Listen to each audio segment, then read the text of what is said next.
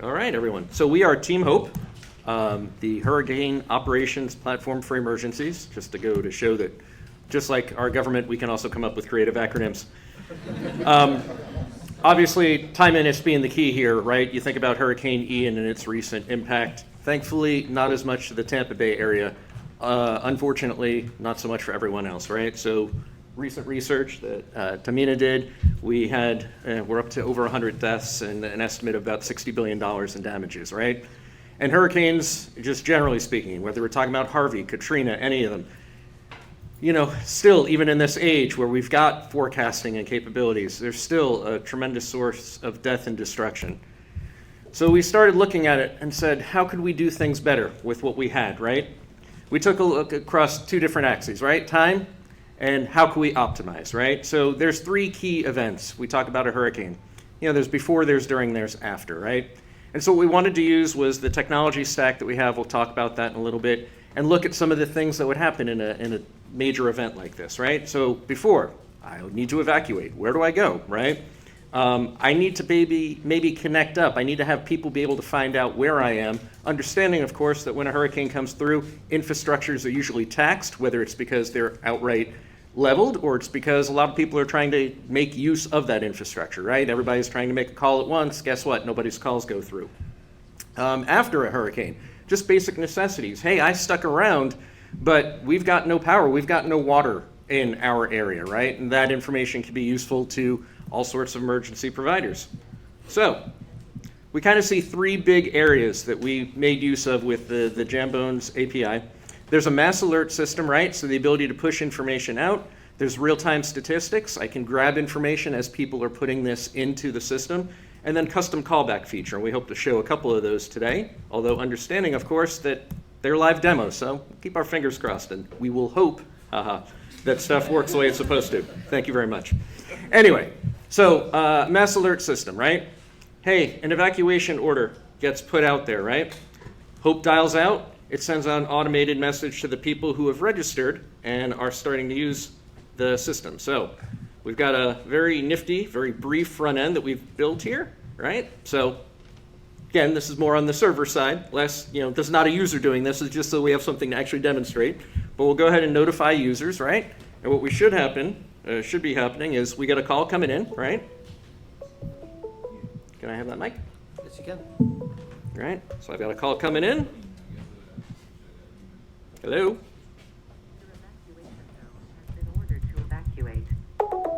That was brief and bright, right? Your evacuation zone's been ordered to evacuate. So now's a good time to start thinking about life decisions and what I want to do next.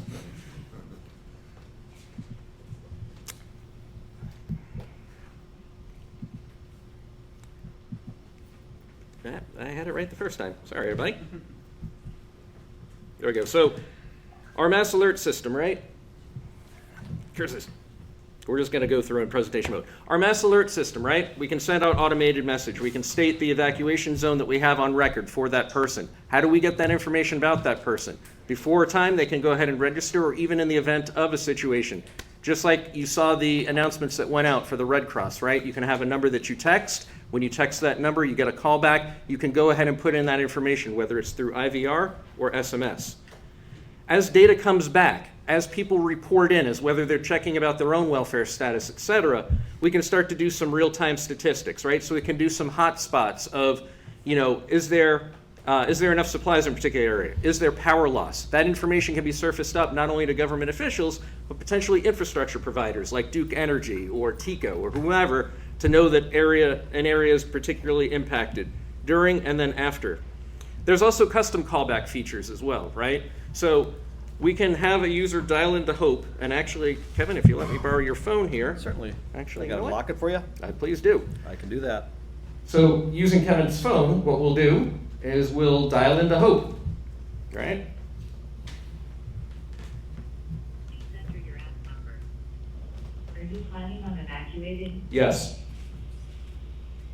It seems like Orlando might be the best evacuation zone. Would you like to evacuate to Orlando? Yes. The best time for you to leave will be October 18th at 4 p.m. It looks like the Best Western has rooms available. Would you like us to connect you? Yes.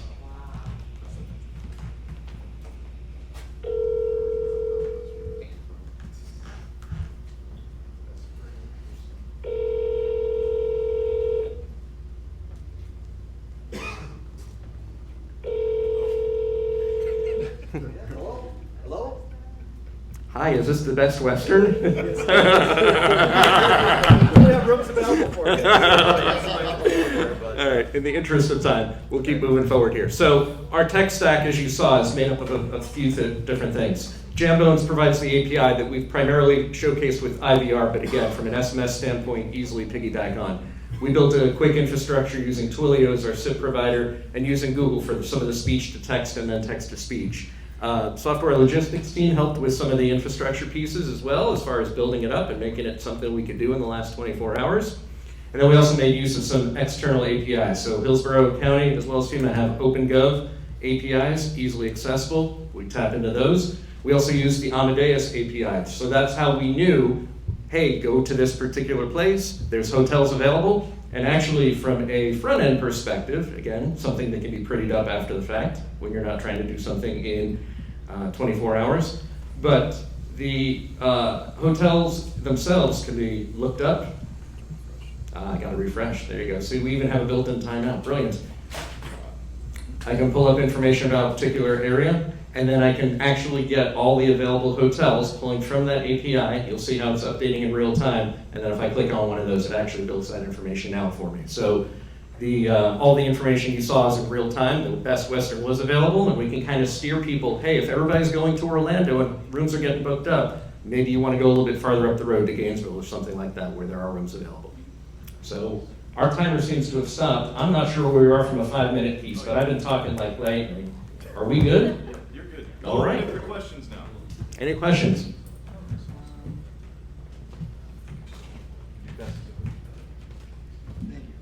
Hey, I think it's super interesting. I think it's a great idea. Are there any features you could foresee, like if you had more than 24 hours, you know, like a feature or two in the future you might want to extend?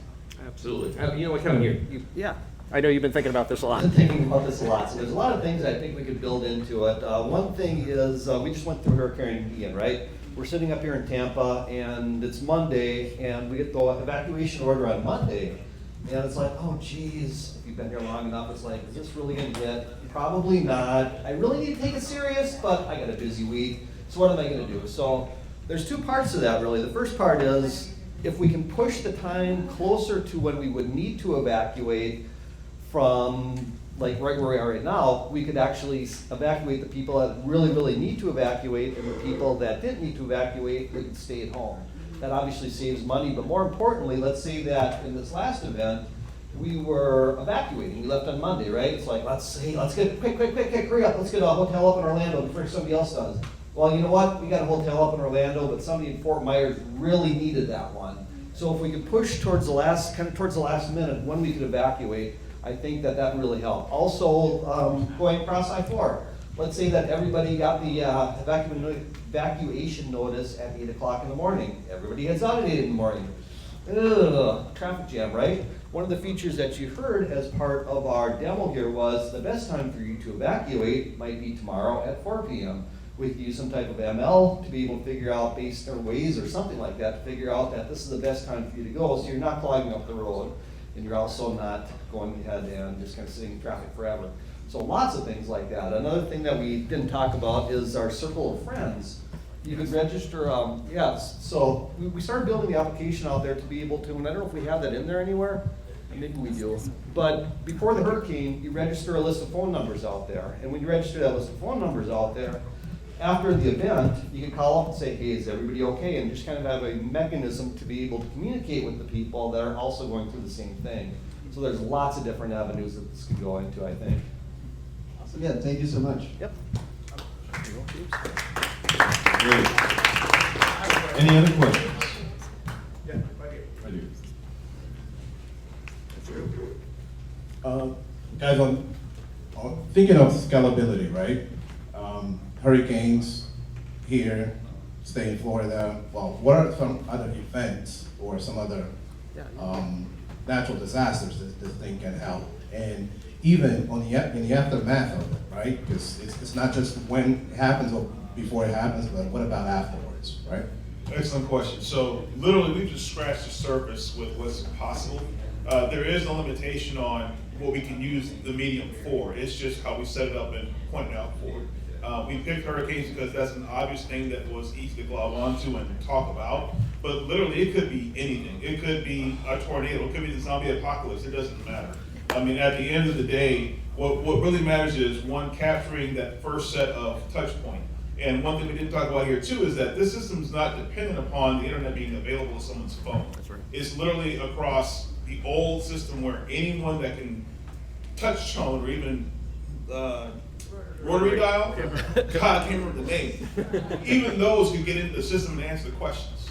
So literally, it's a situation where you go back to the lowest common denominator and you apply all that on the back end, which is going to be someplace in the cloud and safe from that particular event, where people can still be serviced, as well as tying all that together and letting EMS services get out to people that actually need it. And one thing we didn't talk about was also getting to the point too, where now we know where those clusters of people are, rather than have to go door by door in the neighborhood, because as long as people actually register for the system, we would know exactly who stayed and who didn't.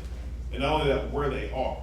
So it's no longer a location finding of who might need services, it's knowing I gotta get those 5 people from that street right there. Yeah, even if it's anonymized, we still have a rough idea on where people are, right? So that helps tremendously. Does that answer your question? Yeah, absolutely. Thank you. Are there any other questions from the audience? All right, I don't see any. Very good work, guys. Thank you.